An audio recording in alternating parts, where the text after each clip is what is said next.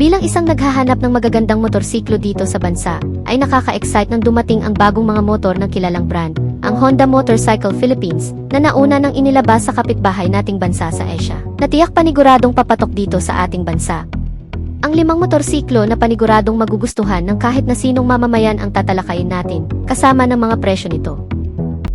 Pero bago yan, syempre, kung bago ka pa lamang sa aking channel, baka naman kapatid pakiclick ang subscribe button, pati na rin ang notification bell icon, para lagi kang updated sa ating motorcycle news and reviews. Maraming salamat po. 1. Ang Honda ay naglabas din ng pinakamagandang commuter na sobrang tipid sa gasolina. Mas madaling gamitin at mas mapapakinabangan ng marami sa pangaraw-araw. Isang Honda Beat na may pinakaabot kayang presyo na motorsiklo ng Honda dito sa bansa na nag-offer ng pinakamaasahang kalidad na commuter service sa pangaraw-araw. Ginagamit sa long ride o di naman kaya sa pagdi-deliver ng ilan nating mga kababayan. Isa rin ito sa mga nanguna ngayong taon na nagdala sa pangalan ng brand bilang isang mapagkakatiwalaang scooter sa abot kayang presyo lang na 70,900 pesos hanggang sa 73,900 pesos lamang. Itong Honda Beat na previous model na narito sa bansa ay inilabas lamang din noong nakaraang taon sa bagong bersyon nito na may bagong hugis na disenyo, mga nilalaman sa features at bagong mga katangian sa makina. Pero hindi pa man masyadong na-enjoy ng marami ay naglabas na naman muli ng panibagong bersyon nito. Ang Honda Beat Street Naked Handlebar na pang dual sports na ang datingan at alam na siguro ng karamihan ang magiging katapat ng motorsiklong ito once na dumating na ito dito sa Pilipinas. Walang iba kundi ang kaparehong Japanese motorcycle brand na Suzuki SkyDrive Crossover. Well, kung pag-uusapan kasi ang disenyo ng bawat isa, halatang pareho kasi ang pinaninindigang postura nito sa aktwal na isang scooter na para sa city na pwedeng gamitin sa labas ng kalsada o sa kahit anumang terrain. Gaya nitong Honda Beat na minana ang pagiging adventurous looking mula sa isang sikat na dual sport adventure scooter na Honda ID V160. Ang katangian nito na agaw pansin, katulad ng pagkakaroon ng naked handlebar, malalapad na sukat ng mga gulong at parang mas flexible sa bagong estilo nito ngayon mula sa previous model na narito na sa bansa ay mas lumapad daw itong bagong modelo sa dimension. Medyo naiba rin ng kaunti ang lighting system nito sa headlamp at daytime running light, kasama ang mga sporty graphics na nakadikit sa bawat pairings at side-to-side profile nito. Magmula sa makina, itong bagong Honda Beat na naked handlebar ay pinapagana ng isang 109 cubic centimeter displacement capacity, naka 4-stroke, single cylinder, with 2 valves at naka-air-cooled pa ang cooling system. Naka-single overhead camshaft na rin ito na may Euro 3 compliance ang emisyon. Meron itong boring stroke size na 437 by 63.1 mm, habang ang compression ratio nito ay 10.0:1. Habang ang old model nito ay nagkaroon naman ng pagkakaibang engine capability, gaya ng pagkakaroon nito ng 109 cubic centimeter displacement capacity rin na naka 4-stroke, single cylinder, 2 valves, air-cooled type, at single overhead camshaft. May bore and stroke size ito na 50 by 55.1 mm, mas mababa kumpara sa bagong modelo, at ang compression ratio nito ay 10.0:1. Well, malamang ang engine performance ng bagong modelo ay nabago rin ng kaunti kung sa top speed ang pagbabasihan. Pagdating naman sa transmission type, ang parehong modelo ng Honda Beat New Generation at ng previous model ay nakakuha ng CVT type na klase ng transmission na may variable gear shifting. Ngunit pagdating sa performance output ay mas nakalamang na raw ang bagong modelo ngayon na gumagawa ng pinakamalakas na maximum output na 8.89 horsepower sa kada 7,500 revolution per minute. Habang ang maximum torque nito ay nasa 9.2 Nm sa kada 6,000 revolution per minute. Samantalang ang old model ay gumagawa lamang ng 8.68 horsepower sa kada 7,500 revolution per minute at 9.2 Nm ng torque naman sa kada 6,000 revolution per minute. Ang parehong Honda ay nakakuha rin ng Enhanced Smart Power Plus engine technology sa makina, habang programmable fuel injected naman sa fuel supply system of program fuel injected type na nagpapanatili dito ng katipiran sa konsumo ng gasolina. Pero pagdating sa emission ay nakalalamang na itong new generation ng Honda Beat mga kapatid, Ayon sa naka-Euro 3 compliance, ay mas eco-friendly na ito. Ang fuel consumption ng bawat isa, ang old version pa lamang ng Honda Beat mga kapatid ang may record sa kanila na may 60.3 km per liter na fuel consumption. Habang itong bago ay sinusuri pa lamang kung papantay ba sa fuel consumption nitong previous model na Honda Beat o mas lalamang pa. Pagdating naman sa kabuang sukat ng wheel and tires, itong new generation na Honda Beat ay may kabuang sukat sa front tire na 110 by 90 R12. Habang ang rear size naman nito ay 100 by 90 R12. Mas makapal na itong tingnan kumpara sa dati, dahil mukhang magagamit na rin natin sa pang-offroad itong mga kaibigan.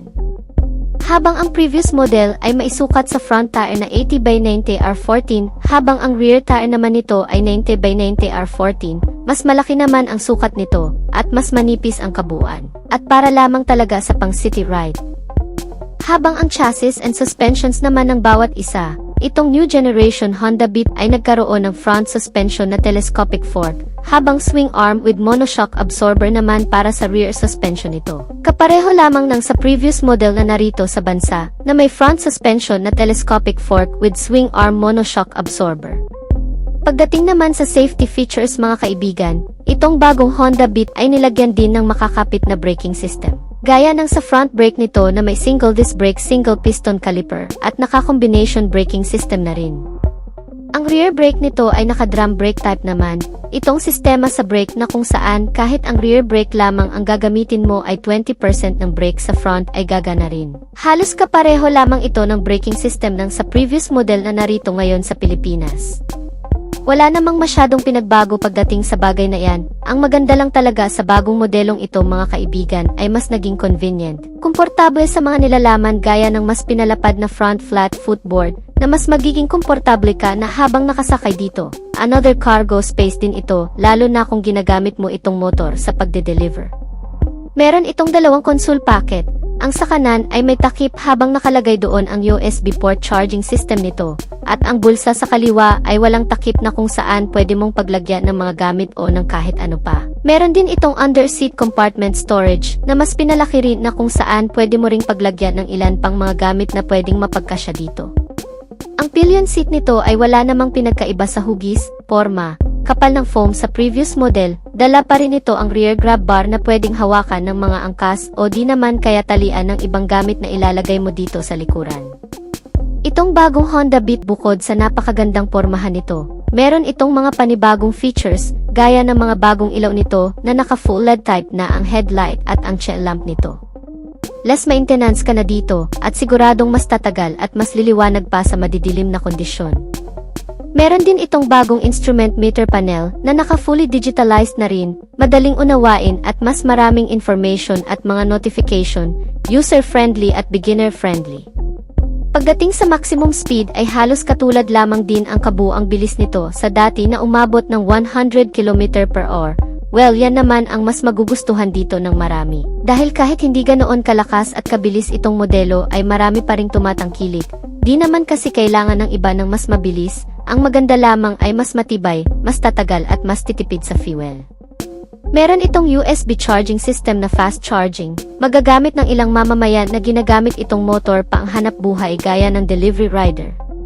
Pagdating naman sa kabuang dimension, ito rin talaga ay nagbago ngayon pagdating sa new generation na Honda Beat 2024 model. Ito ay may kabuang haba ngayon na 186.8 cm. May lapad dito ngayon na 74.5 cm at kabuang taas na 105.8 cm. May ground clearance ito na 14.8 at kabuang bigat na mas magaan kumpara sa dati na umaabot lamang ng 89 kg. May setting height ito na 74 cm. May ground clearance ito na 14.8 cm. Meron pang mga ilang aspekto itong bagong modelo at previous model na magkapareho din, gaya ng pagkakaroon nito ng safety feature. Itong new generation at old model ay nakakuha ng parehong shutter lock system sa ignition nito, para nang sa ganoon ay hindi basta-bastang mabuksan, makarnap o magalaw ng kahit na sino ang ignition at mapagana itong motor. Sinamahan din ng pass switch, engine check warning para ma-alert tayo sa mga kondisyon ng makina nito kung dapat na bang dalhin sa pinakamalapit na service center.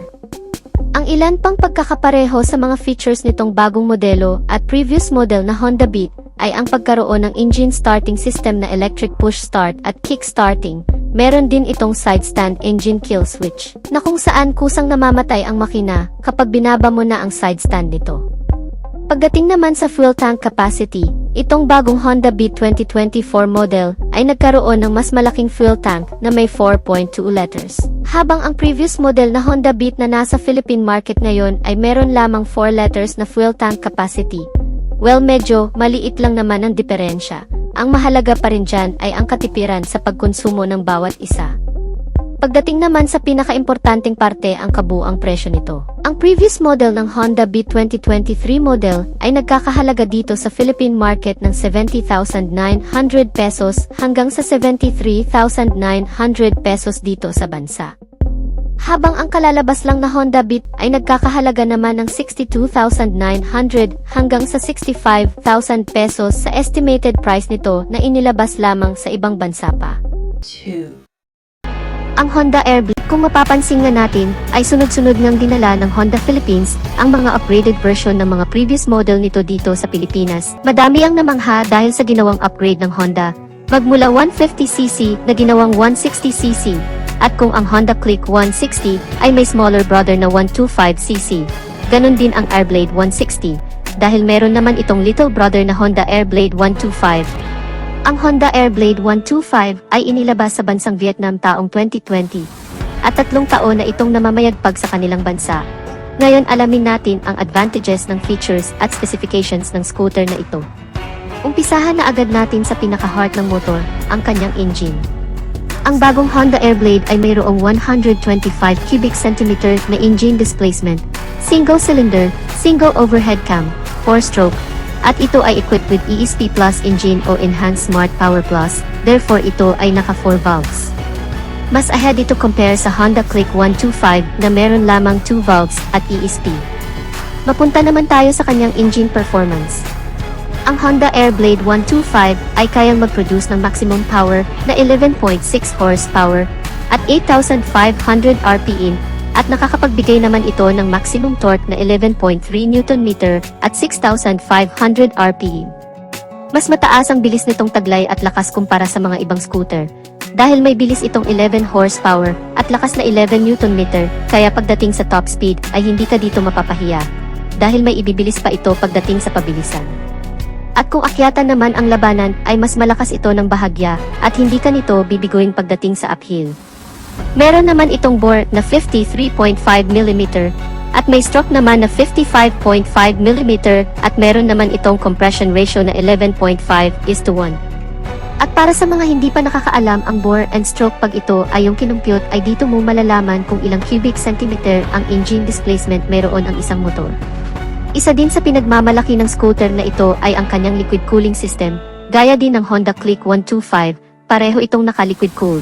Malaking advantage ito ng Honda Airblade kumpara sa ibang mga scooter, gaya ng Suzuki at Yamaha na naka-air-cooled pa lamang pagdating sa kanilang 125cc segment, kaya panalong-panalo ka sa Airblade 125 dahil naka-liquid cooled na ito at kahit saan ka man magpunta malapit man o malayo, ay makakasigurado ka na always in, proper good condition palagi ang engine ng scooter. Kung mahilig ka naman sa long endurance ay maasahan mo ang Honda Airblade 125 dahil kaya nitong tumagal sa haba ng biyahe, maghapon man o magdamag, kaya wala kang magiging problema pagdating sa overheating issue. Pag-usapan naman natin ang mga smart features na mayroon ang Honda Airblade 125. Una, ito ay equipped with ISS, bagay na hindi mo pa din makikita sa Honda Click 125 version 3. Para sa mga hindi pa nakakaalam, ang IECs o idling stop and start system ay malaking bagay lalo na sa ma-traffic na lugar, gaya ng Metro Manila na nakakaranas ng matinding traffic dahil kapag nakahinto ang scooter sa stoplight o naipit sa matinding trapiko sa loob lamang ng 3 segundo, ang engine ng motor ay mag-automatic shut off upang makapagpahinga ang makina. At ang pinaka-main purpose nito ay pigilan ang nasasayang na gasolina habang nakahinto ka sa traffic. Dahil kung wala ang ISS, ang motorsiklo ay patuloy pa din sa pagkonsumo ng gasolina kahit nakahinto na at nakabase pa kung ilang minuto nakatigil ang scooter. Kaya mas madami na din itong maibubuga na emisyon na nakakasira sa ating kapaligiran. Kaya mayroon itong ISS para pababain ang fuel consumption at emission sa mga traffic situation. Pangalawa, ito ay equipped with CBEs.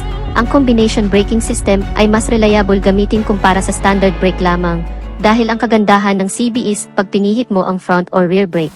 Alin man sa mga ito ay magsasabay ng bahagya upang maibigay ang balancing braking power na kinakailangan ng scooter kapag ninais mong huminto. Kaya malaking bagay din ang pagkakaroon ng combination brake kesa sa standard brake at pareho lang din ito ng sa Honda Click 125. Pagdating sa braking system setup, equipped naman ito ng hydraulic single piston single disc sa harap at ang ganda din ng kanyang mags wheels na mayroong single spoke stars design at gumagamit naman ito ng mechanical leading trailing o drum brake at pareho lang din ito sa Honda Click 125 na naka-drum brake sa likod. Pangatlo, ito ay equipped with side stand cut-off switch. Ang function naman nito ay hindi aandar ang makina kapag nakababa ang side stand ng motor. Isa din itong safety features na maituturing. Pang-apat, ito ay equipped with USB charging port. Ngunit pareho lang ito ng kanyang big brother na Airblade 160 na nasa ilalim ng upuan located ang USB. Bagay na hindi masyado nagustuhan para sa ibang riders gaya ng mga mahilig mag-long rides na kinakailangan naka-charge palagi ang cellphone para sa magdamag na paggamit ng GPS. At sana sa next version ng Airblade ay ilipat na nila ang USB location, gaya ng sa Honda Click 125 na nakalagay ang USB port dito sa harapan kaya ito ay easy access para sa isang riders. Panglima, ito ay equipped with smart keyless system. Yes, hindi na ito gumagamit ng mechanical key at lahat ng version ng Honda Airblade 125 ay keyless na. Wala silang nilabas na standard key version, lahat ay naka-keyless na. Ang kagandahan naman kapag naka-smart key ay syempre effortless na ang pag-on and off sa scooter. Dahil pa remote ka na lang pagbubuksan mo ito, kaya ito ay very secured at mayroon na din itong answer back system at anti-theft alarm na dagdag security assurance, bagay na kapakipakinabang sa lahat ng mga Honda users. Mapunta naman tayo sa kanyang suspensions. Sa harap ito ay naka-telescopic fork at meron naman itong dual shock absorber dito sa likod. Ang kagandahan sa naka-dual shock ay ideal ito sa mga heavy loads dahil mas mabigat ang kaya nitong buhatin at ikarga o di kaya ay pag mayroon kang iangkas at mas balance ang force na kaya nitong ibigay na nagpapanatili sa mataas na stability ng motorsiklo at mas maganda ang bouncing performance nito pagdating sa mga heavy workloads. Meron naman itong fully digital dashboard na very detailed at lahat ng information ay makikita mo dito. Ang kagandahan din nito ay meron na itong built-in voltmeter para sa battery health monitoring. Ang sukat naman ng gulong nito sa harapan ay 80/90/14 at sa likuran naman ay 90/90/14 all tubeless. Pagdating naman sa lighting system magmula headlight, daytime running light, tail light, at turn signal lights ay naka-full LED na lahat. Meron naman itong fuel tank capacity na 4.4 liters at ang kagandahan ng kanyang fuel tank ay nasa harapan kaya less hassle na din dahil hindi mo na kailangan buksan ang upuan para magpagasolina. Isa din ito sa kanyang advantage dahil ang kanyang underseat storage ay mas malaki dahil nga nasa harap na ang kanyang fuel tank. Kaya ang lawak ng kanyang compartment at kasya na dito ang isang full face na helmet. Meron naman itong fuel consumption na 50 km per liter. Very user-friendly naman ang kanyang ground clearance na merong 141 mm at mayroon naman itong seat height na 775 mm kaya swak ito sa height ng mga Asian na may average height lamang. Therefore, kayang-kaya itong i-maniobra ng 5'2" ang height pataas at kung usapang top speed naman, base sa mga Vietnamese users, ito ay umaabot ng 115 km per hour. May bigat naman itong 113 kilograms.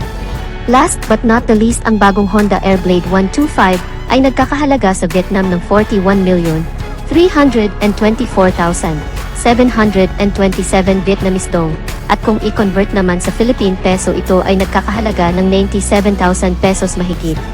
3. Taong 2015 noong unang nilabas ang Honda Forza 125 sa European market. At as expected ay pumatok agad ang motor na ito. Kasi syempre Japanese brand, kaya napakaganda talaga ng quality. Yun ang first generation ng Honda Forza 125 sa European market. Dahil sa sobrang pumatok ito at very in demand, taong 2018 naman, nilabas nila ang second generation ng Honda Forza 125. At nung nakaraang taon lang ay nilabas ulit ang panibagong bersyon nito na mas pina-high-tech pa ang kanyang features at mas pinaganda ang looks. Ang Honda Forza 125 ay may pagkabulky ang datingan. Kung titingnan mo siya ay para siyang may mataas na engine displacement, hindi mo siya mahalata na isang 125cc lang. At hindi lang yan, napaka-elegant sporty din ang hetsura ng touring maxi scooter na ito. Meron na itong bagong looks sa front fairings. Ang headlight at daytime running light ng motor na ito ay hinango sa bigger brother nito na Honda Forza 750. Ang overall body shape niya ay parang may pagka-resemble sa Yamaha X-Max 300. Pang big bike ang pormahan. Napaka-unique din ng visor at side mirror niya sa harap na mas nakadagdag pa sa kanyang pagka-premium looks at ang kanyang malalapad na tire na bumagay lang talaga sa body design ng scooter na ito. Alamin naman natin ang engine specs ng motor na ito. Mayroon itong exact engine displacement na 124.9cc, single cylinder, 4-stroke, single overhead cam, Euro 5 compliant.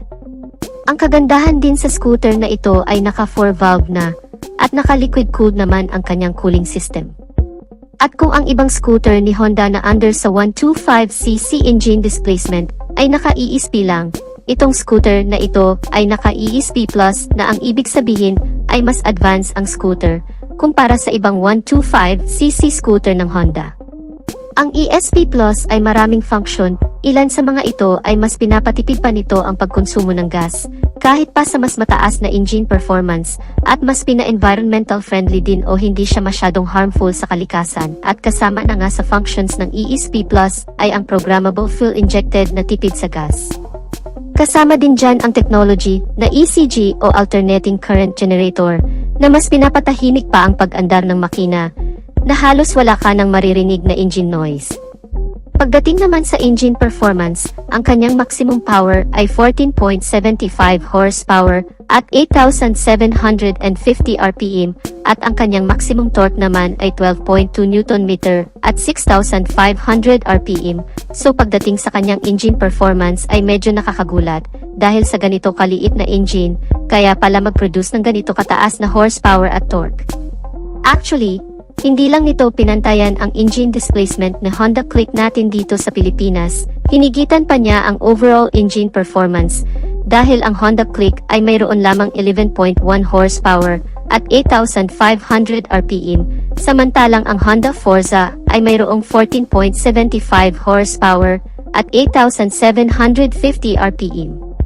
Mas mataas si Honda Forza in terms of maximum power and torque. So okay lang pala kung medyo malaki ang body size ng motor na ito, binaw naman sa taas ng engine performance na kayang tumakbo ng 115 km/h. Mapunta naman tayo sa features ng motor na ito. Equipped din ang motor na ito ng HSTC o Honda Selectable Torque Control System o sa ibang term ay ang Traction Control System. So alam na natin kung ano ang function ng technology na ito. Ito yung technology na kung saan, kapag nakadaan ka sa mabuhangin, matubig, o madulas na kalsada, ay kinokontrol nito ang ikot ng gulong sa likuran, para synchronized pa rin ang ikot sa gulong sa unahan. Sa ganitong paraan, may iwasan ang pagka-lost traction na magresulta sa pagkadulas at pagkadisgrasya. Kapartner din ng system na ito ay ang pagkakaroon ng dual-channel anti-lock braking system, both front and rear brake. Ito naman yung nagpe-prevent na mag-lock ang disc brake kung sakaling may biglaang pagpreno na magreresulta din sa pagkakadisgrasya. Ang main purpose ng mga features na ito ay for the safety sa ating mga riders. Ang braking system ng motor na ito ay naka-hydraulic single disc brake sa harap at likod. Napaka-high-tech na rin talaga ng scooter na ito dahil mayroon na itong auto-adjustable windshield. Ibig sabihin ay hindi ka na mahihirapang mag-adjust manually. Dahil isang pindot lang ng buton, ay mag-adjust na ng kusa ang windshield, pataas o pababa ng parang sa automatic car. Punta naman tayo sa iba pa niyang mga features, naka-fully LED na ang lighting system ng scooter na ito, mula sa headlight, turn signal light at brake light. At napakaganda din ng design ng kanyang headlight with daytime running light, sobrang lakas din ng buga ng ilaw kasi naka-LED. Meron na rin itong hazard lamp at passing light switch. Pagdating naman sa instrument cluster nito, kapansin-pansin na medyo kakaiba ang instrument cluster dahil combination ito ng analog at digital instrument cluster. Ang lawak niyang tingnan at pang-premium talaga ang datingan, madali mo ring maintindihan ang mga nakapaloob dito, gaya ng fuel, RPM, battery voltmeter, meron ding clock at kung ano-ano pa. Sa sobrang high-tech ng motor na ito, ay para ka na ring nakasakay sa automatic car.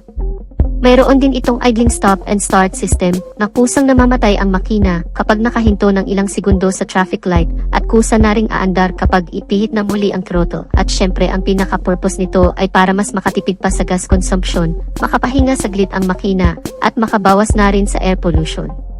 Very secured na rin ang scooter na ito dahil syempre hindi makukumpleto kapag wala ang smart key system. Kasama na rin dyan ang answer back system at anti-theft alarm na dagdag din sa security ng scooter. Mayroon din itong front pocket at nakapaloob nito ay ang USB charging port na very useful din kapag nasa long ride ka.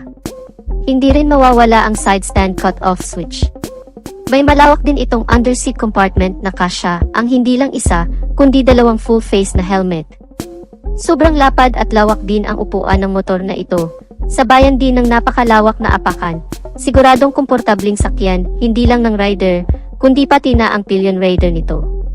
At kahit pa mag long ride ay hindi ka masyado makakaramdam ng ngalay dahil sa sobrang komportable ang scooter na ito. Kagaya din ng sa Yamaha NMAX, Aerox, at Honda PCX ay napaka-accessible na ang fuel tank ng motor na ito na nasa gitna. And speaking of fuel, mayroon naman itong fuel tank capacity na 11.7 liter. Di hamak na mas malaki pa ang tank capacity nito kumpara sa Honda PCX 160 at IDV 160. So goods na goods ito sa mga mahilig mag long ride dahil sobrang laki ng tangke nito, advantage kasi ito para hindi ka na masyado mag stop over para magpagas.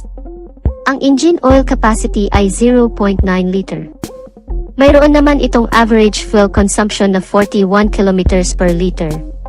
So sa type ng scooter na ito, na medyo malaki para sa isang 125cc, at may mataas na engine performance, ay masasabi natin na napakasulit at tipid na rin talaga sa gas consumption ang scooter na ito. Punta naman tayo sa tire size ng motor na ito. Mayroon itong 120/70R15 sa harap, 140/70R14 naman sa likod. So makapal-kapal din ang gulong ng scooter na ito, bumagay lang din sa body design. Advantage ito dahil mas stable ang riding, lalong-lalo na sa mga cornering dahil napakalakas ang kapit nito at mas stable din ito sa medyo rough road. So pati ang size ng gulong nito ay pang higher cc talaga, pang 300cc na maxi scooter.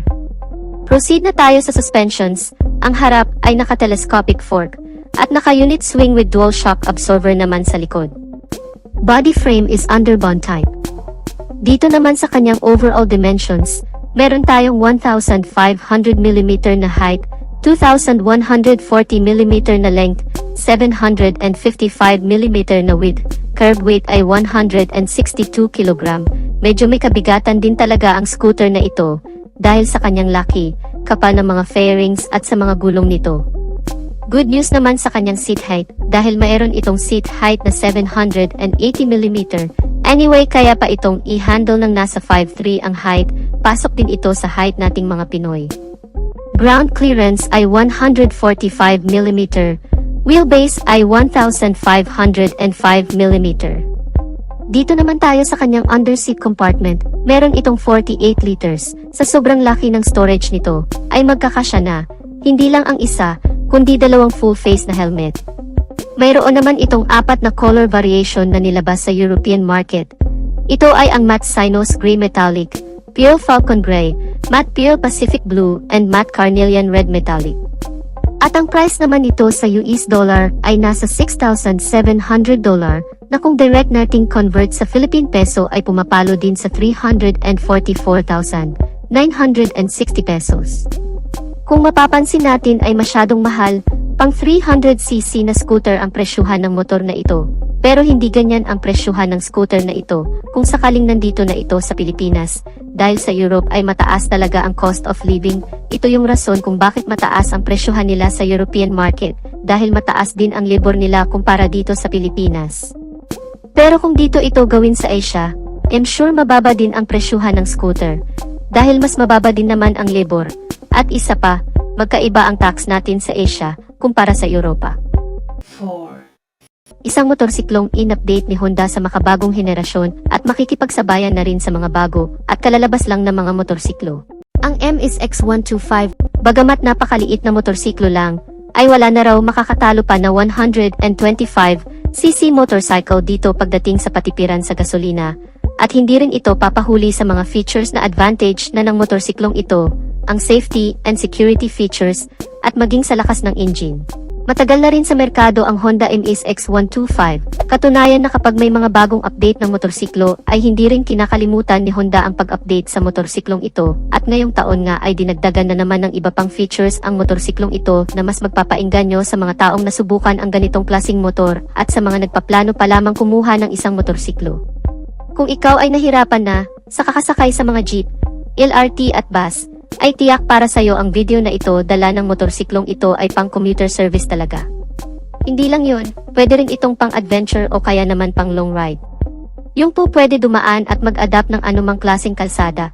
Sa liit ng body figure nito ay napakadali rin talagang imaniobra. Pero wag pa rin natin mamaliitin ang motorsiklong ito, pagdating kasi sa lakas ng arangkada at patipiran ay walang sinabi ang ibang 125cc na motorsiklo.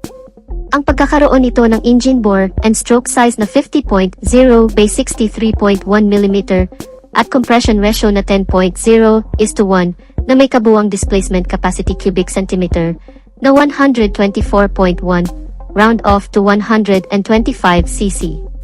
May single cylinder at may cooling system na air-cooled type. Naka 2 valves lamang ang makina nito at naka single overhead camshaft.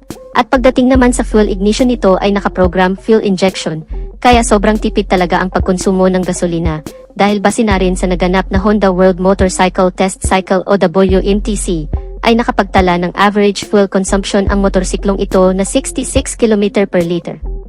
Sobrang tipid para sa ganitong klase ng motorsiklo na may 125cc na engine displacement. At hindi lamang yon kamoto, bagamat napakaliit lamang tingnan ang motorsiklong ito, naglalaman naman ito ng kabuuang fuel tank capacity na 6 liters. So ibig sabihin ay mahaba-haba o malayo-layo rin talaga ang mararating mo, gamit ang motorsiklong ito, napakatipid din sa gasolina. Maangas din ang format design, na kung mapapansin natin ang upper portion nito ay kamukha ng Honda CBR. Ang headlight nito ay may maangas din na disenyo, naka-projector LED na ito, na hindi lamang sa pagiging selyado ng karakter nito, bagkus ang pagiging visibility rin nito sa mga madidilim na kalsada o lugar. Ganon din sa napakagandang disenyo ng brake light nito na napaka-visible din naman at naka-full LED na rin ang bagong update nito. Sa iba pang features nito, sa instrument cluster ay naka-LCD type na ito, with digital dash and speedometer, with twin trip meters, fuel indicator, at ang clock na napakahalaga rin na mayroon ang motorsiklo. At ang isa pa sa kakaiba sa motorsiklong ito, ang very cool feature nito, na very easy to remove ang fairing sa body tank nito, na kung may maidadagdag kang mga disenyo o papipinturahan mo ng bago, dahil madali lang natatanggal ang mga fairing sa body tank ng motorsiklong ito, dahil nakalabas lamang ang mga volt o flaps nito sa kanyang fairings. Para naman sa security features nito, mas advantage ang motorsiklong ito sa ibang 125cc, na kung saan wala pang ganitong features na ABS sensor. Equipped na ang motorsiklong ito na Honda Amaze X125 ng safety features na ABS sensor o anti-lock braking system. Ito ang sistema na kung saan ay maiwasan ang pag-skid o pagkadulas ng gulong kung maipepreno natin ng biglaan ang motorsiklong ito sa napakabilis na takbo nito. Para naman sa chassis and suspension, ang front suspension nito ay ginamitan ng 31mm size na upside-down telescopic fork, habang ang rear suspension naman nito ay naka-center monoshock absorber at naka-square type swing arm, at medyo maganda din talaga ang bouncing ng motorsiklong ito, dahil kung mapapansin nyo naman ay idinadaan pa nga ito sa mga mabubunlok na lugar. Ang brake type naman nito sa front ay naka-single disc brake with hydraulic dual piston caliper na may size na 220mm, habang ang rear brake naman nito ay naka-single disc brake with hydraulic single piston caliper na may size naman na 119mm. At para naman sa mga gulong nito, ang sukat sa front ay may kabuuang sukat na 120/70 R12, habang ang rear tire size naman nito ay may kabuuang sukat naman na 130/70, at ang frame type naman nito ay steel mono backbone chassis. Magaan ang klase ng frame nito at napakatibay, kaya naman kung magpapansin natin mga kamoto, sa ibang bansa ay ginagamit nila ito pang adventure. Tipong pwede mong maidaan sa mga malulubak at napaka-easy banking. Para naman sa dimensions and capacity ng motorsiklong ito, dito natin malalaman kung gaano nga lang ba kalaki ang sukat nito. Ang kabuang haba nito ay 1,760 mm, may kabuang lapad ito na 720 mm, at may kabuang taas naman na 1,015 mm. Mataas din kasi ang mga suspensions nito na hindi lapat masyado sa gulong nito, nagbibigay rin ng mataas na ground clearance sa motorsiklong ito. Isa pa sa kinaganda ng motorsiklong ito dahil nga sa sobrang liit ng size nito ay napakadaling imaniubra o mapaikot pabalik sa kalsada ng pinagmulan o kaya naman ililiko mo sa kaliwa at kanan. Ang turning radius nito ay 1.9 meters lamang. At para naman sa seat height ng motorsiklong ito ay umaabot lang naman sa 721 mm, so napakababa ng seating height nito na siguradong compatible karamihan sa mga size nating mga Pilipino. At para naman sa kabuang bigat nito ay tumitimbang lamang ng 103 kilograms. Meron naman itong engine oil capacity na hanggang sa 1.1 liters.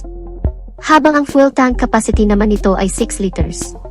Siyempre sa ganitong klaseng motorsiklo ay hindi rin talaga mawawala ang competitor brand nito.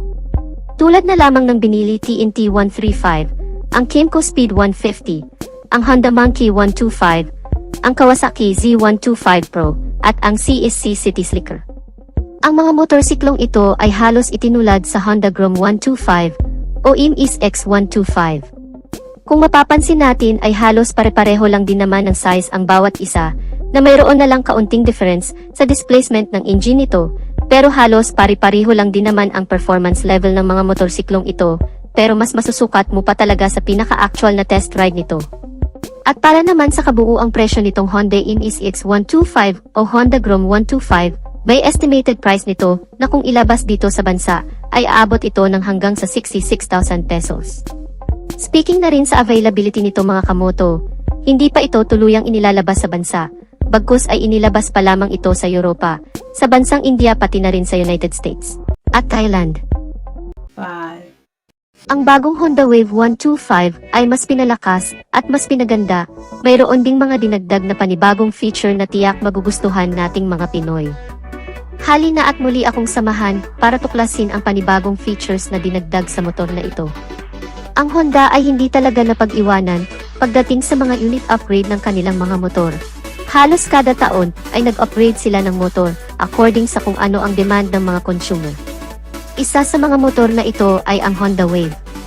Anyway, available na pala sa Pilipinas ang upgraded version ng isang smaller displacement from Honda Wave family, ang Honda RSX 110. The Philippines' first Honda Wave fuel-injected underbone motorcycle, kaya super tipid na ito sa gas. Ngayon ang Honda 125 naman ang inaabangan natin na dalhin ng Honda dito sa Pilipinas. At siguradong sulit ang ating paghihintay sa bagong Honda Wave 125 dahil sa new generation looks at new generation technology na mayroon nito. Pagdating sa physical design ay andon pa din naman ang signature design ng motor na ito, pero itong bagong Honda Wave 125 ay mas pinatindi dahil naka-LED na ang headlight nito, kaya mas mahaba ang kanyang lifespan at syempre mas maliwanag ito, lalong-lalo sa gabi. Pangalawa, ang kanyang daytime running light ay naka-LED na din, naka-bulb type naman ang signal lights. Maganda ang pagkakadesign dito sa kanyang front fairings, pahugis X, from DRL down to headlight and signal light, at mayroon din itong chrome sa gitna na may letrang Honda na mas nakadagdag pa sa pagka-premium at elegant looking ng motor na ito. Sa overall looks ng motor na ito ay nagmukha pa siyang desente at yayamanin na motorsiklo. Pagdating naman sa kanyang instrument cluster ay bago na din ang design. Ang kagandahan nito ay combination na ito ng digital at analog. Analog ang kanyang speedometer, at nasa digital naman ang full indicator, gear indicator at ang kanyang odometer. Sa bandang taas naman ang signal light indicator. Mapapansin mo agad ang signal lights dahil hiwalay ang indicator nito. Meron din itong engine warning indicator, at medyo wide ang instrument cluster nito, kaya madali mong makikita ang mga indicators. Kapansin-pansin din na mas gumanda pa ang design nito kumpara sa mga previous version. Mayroon na din itong front pocket na pwedeng paglagyan ng cellphone, gloves, pamunas, mga barya, at kung ano-ano pa. And for the record, ito ang kauna-unahang underbone ng Honda na may front pocket, kaya mas convenient itong gamitin sa pang-araw-araw. Pagdating naman sa kanyang ignition ay meron na din itong shutter lock, kaya hindi na ito basta-basta makakalikot ng ibang tao. And aside sa ignition, dito na rin ang bukasan ng underseat compartment kaya mas easy access na. Mayroon naman itong 17 liters of capacity ng underseat compartment at kasya ang isang half-face na helmet, medyo lumaki compare sa previous version. Katabi naman ito ay ang fuel tank access. Mayroon naman itong fuel tank capacity na 5.5 liters. Medyo malaki-laki na rin ito para sa isang 125 na motor.